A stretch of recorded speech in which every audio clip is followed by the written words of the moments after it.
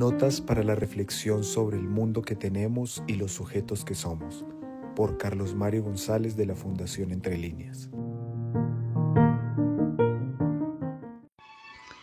Estamos en un punto en el que el interés que concita nuestra atención es el problema de qué es la ley moral, porque la moral es imprescindible para el ser humano en su vínculo con los demás. ¿Cómo accede ese ser a la moral? Y esto es muy importante porque al no ser una criatura que llega a la vida con una moral, tiene que recibirla. Ahora, hay muchos modelos de moral y nosotros estamos tratando de rastrear el tema de la moral judaica y cómo ésta impregnará luego la moral cristiana y cómo la moral cristiana regirá durante 2000 años hasta llegar a nosotros. Y la moral no es un juego, la moral es una forma de modelar las relaciones con la vida.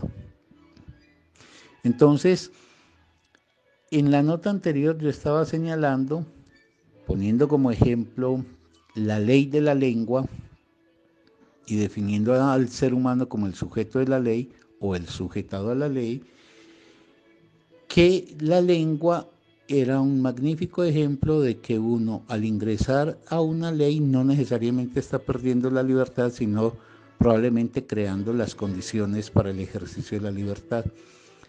Ahora entonces avancemos del tema de la lengua a otras formas que adopta la ley.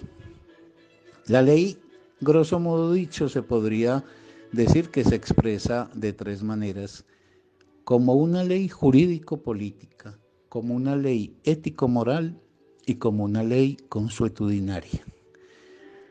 La ley consuetudinaria, para comenzar por ella, tiene que ver con esos registros que marcan nuestras costumbres, nuestros hábitos, que no son propiamente un asunto moral, ni tampoco un asunto jurídico-político, pero que llevamos con nosotros, y si no acatamos esa ley nos sentimos muy mal. Por ejemplo, ¿por qué vestimos nosotros como vestimos? ¿Por qué el cuerpo tiene que estar cubierto? Ese no es un problema necesariamente moral. Ese es un problema de unos hábitos en los cuales nos hemos reconocido tradicionalmente.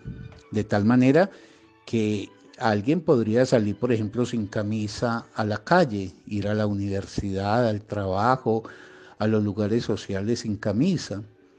Y eso no implicaría una sanción moral ni una sanción jurídica.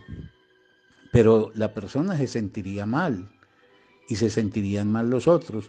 Entonces, lo consuetudinario son las formas en que se marca nuestra actitud, nuestros hábitos y nuestras costumbres, y que cuando transgredimos eso nos sentimos, como decimos popularmente, con pena. La ley jurídico-política tiene que ver con el ordenamiento de una sociedad y el establecimiento de unas leyes que regulan a los ciudadanos a efecto de qué les es permitido y qué les es prohibido. Y tiene como garante el Estado y sus instituciones. La transgresión de esa ley se penaliza como una sanción que está establecida ya sea en un código civil, un código penal, etcétera, etcétera. Pero el Estado es un sistema que define, con justicia o con injusticia, pero define siempre que los ciudadanos se tienen que someter a una regulación y a una reglamentación que los vincula y les permite y les prohíbe. Y hay una dimensión que es la ley ético-moral. Esa es una ley que define en el sujeto las relaciones con los valores que aprueba y con los valores que desaprueba, con unos ideales a los que aspira y unos ideales que refuta.